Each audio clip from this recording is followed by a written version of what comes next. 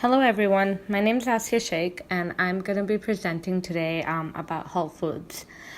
Whole Foods Market is the largest American chain of supermarkets that specializes in natural and organic foods.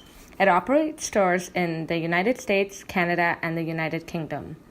I went to one of the only 13 locations in Canada, which was the one at Yorkville. I chose Whole Foods because they pride themselves in having an environmentally focused model, and I was interested in seeing how they showcase and implement those sustainable and ethical practices.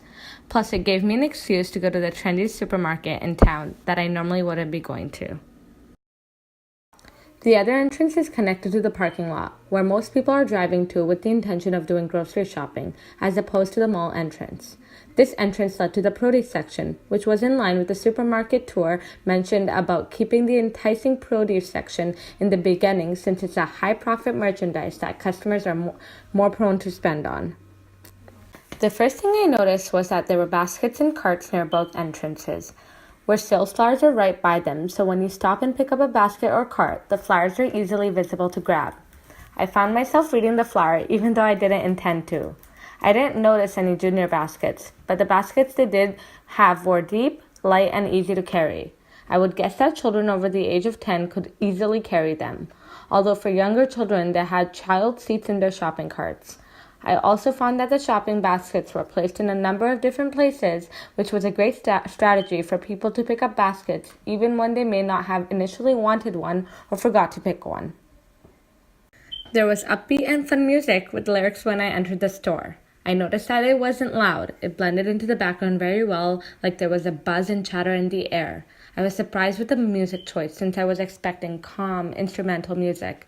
Instead, the music made me feel upbeat too. Since most people shop later on in the evenings and may be tired after work or a long day, popular fun music was a smart move to set a positive, fun atmosphere at the store. The happy music complemented the store decor, as the store theme is so colorful and vibrant.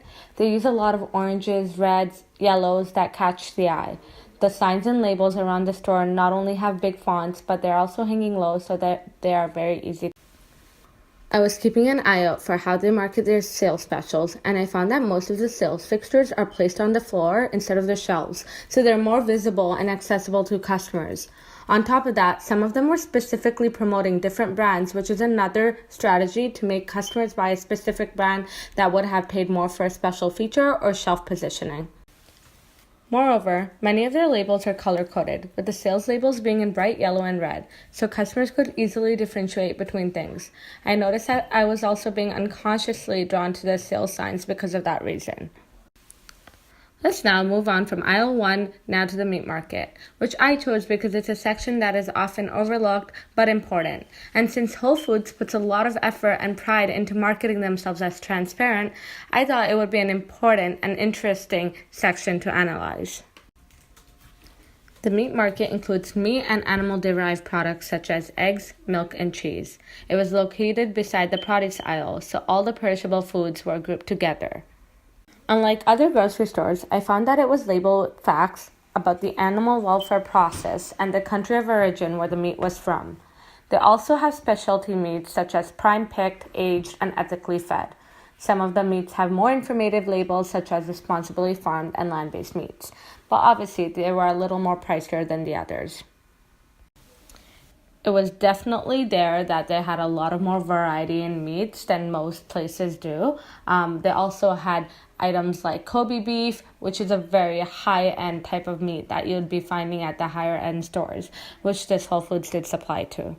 Seafood standards were labeled in blue to go with the oceanic theme.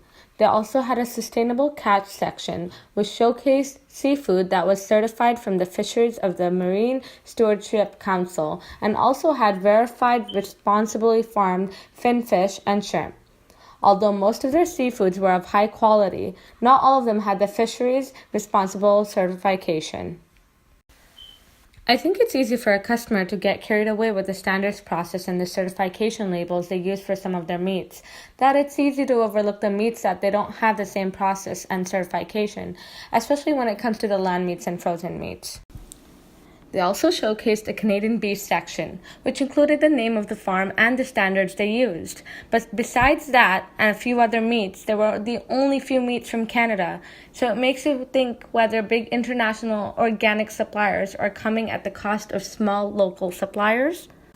Some meats were also labeled with a new lower price with an Amazon logo to show that because of the Amazon acquisition, they lowered prices on some of the staples.